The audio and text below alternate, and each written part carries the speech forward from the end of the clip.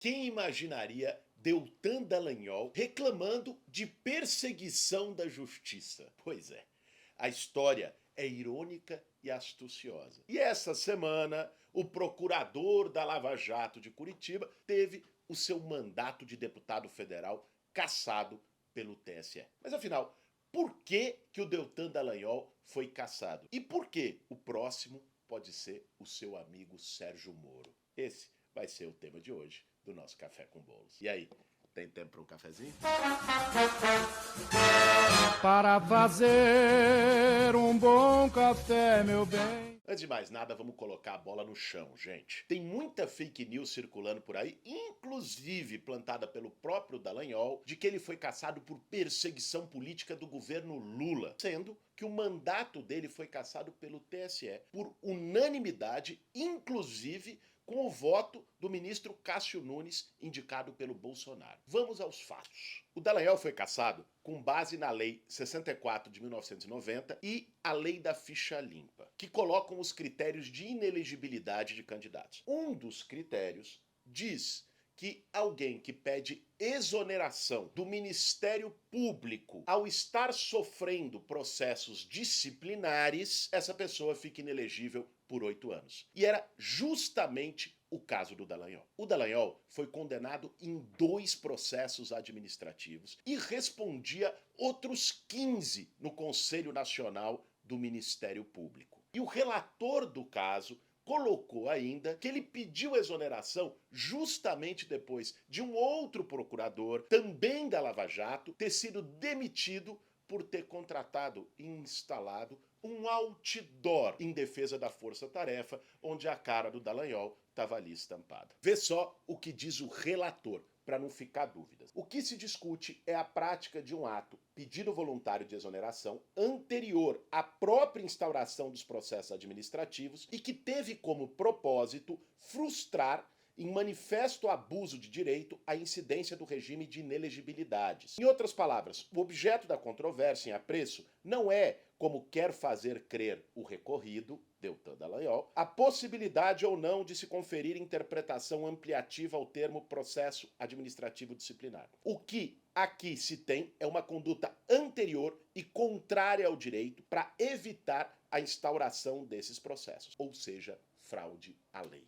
Em resumo, Dallagnol foi punido anteriormente, tinha vários processos em andamento quando pediu exoneração, com conhecimento do risco de ser condenado neles também, e, sabendo que isso geraria a sua inelegibilidade, fez uma manobra malandra tentando burlar a lei. Foi por isso que o Dallagnol foi cassado. E pelo mesmo motivo, ele nem deveria ter tomado posse como deputado federal. A decisão de cassação determinada pelo TSE foi cumprida imediatamente e Deltan Dallagnol não é mais deputado federal. Sabe, Galo, esse caso do Deltan, eu acho que ele é assim, o maior exemplo de como os paladinos da moralidade se utilizam de um debate de combate à corrupção, que é legítimo, que tem apelo na sociedade brasileira, para fazer politicagem e depois não se sustentam. O Dallagnol, o Moro, não são os primeiros que utilizam o pretexto de combate à corrupção para se criar numa carreira política, e uma carreira política que, inclusive,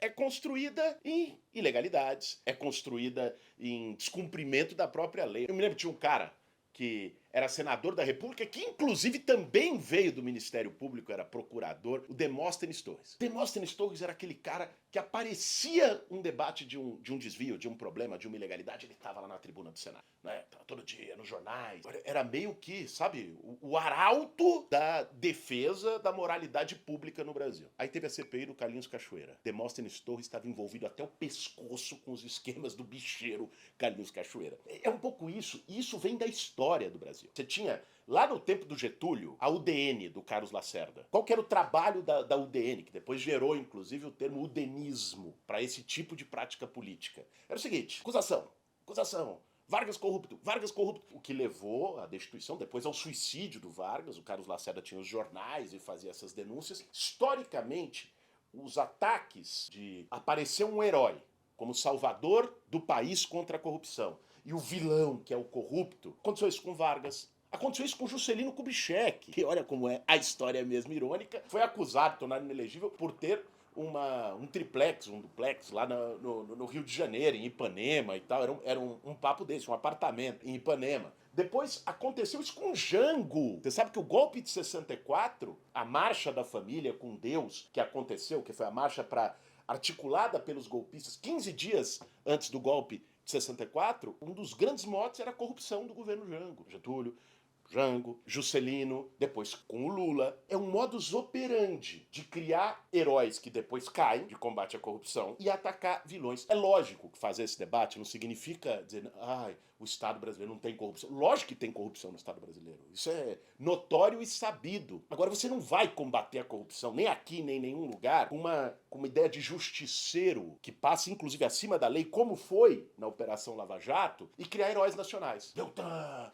Moro, cria heróis. Você vai combater a corrupção no Brasil, sabe como? Uma profunda reforma política, que mude forma de financiamento de campanha eleitoral, que mude a forma de governabilidade, ou seja, eleição do parlamento. É isso, é um problema estruturante do Estado brasileiro, que dê mais transparência às licitações públicas, às contratações, que aprimore a lei nesse sentido. Esse discursinho, que foi o discurso lavajatista do Moro e do Dallagnol, eu sou aqui o puro. E ali estão o mar de lama, os corruptos, aí começa a cair, né? Como caiu com o arauto da moralidade, Demóstenes Torres, quem se lembra, tá caindo agora com o Dallagnol e vai cair com o Moro.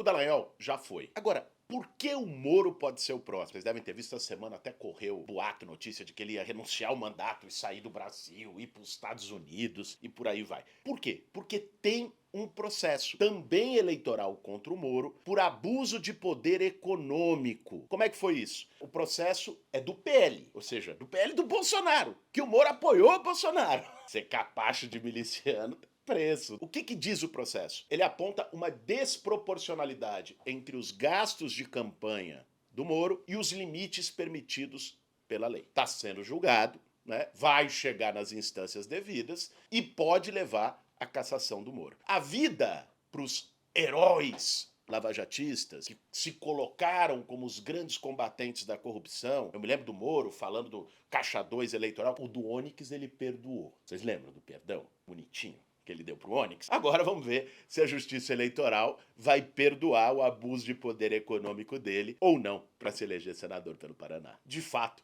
a história é irônica e astuciosa. O homem, humilde e simples, do pão com leite condensado, foi flagrado com diamantes, com joias da Arábia. Os falsos heróis do combate à corrupção, bom, agora estão perdendo o mandato por serem ficha suja. E aquela pessoa que foi colocada mais de 500 dias na cadeia, achincalhada em praça pública, linchada, sem muitas vezes ter respeitado o direito de defesa, teve sua família exposta, que viu seu neto morrer nesse processo, sua esposa morrer, não pôde ir ao enterro do seu irmão, foi tratado como se não fosse gente. Pois é, está assistindo tudo isso sentado na cadeira principal do Palácio do Planalto. Nós ainda vamos ter muito trabalho e muita luta para corrigir todos os estragos que foram feitos no Brasil nos últimos anos. Por essa turma, pela turma do Bolsonaro, que o Moro foi ministro,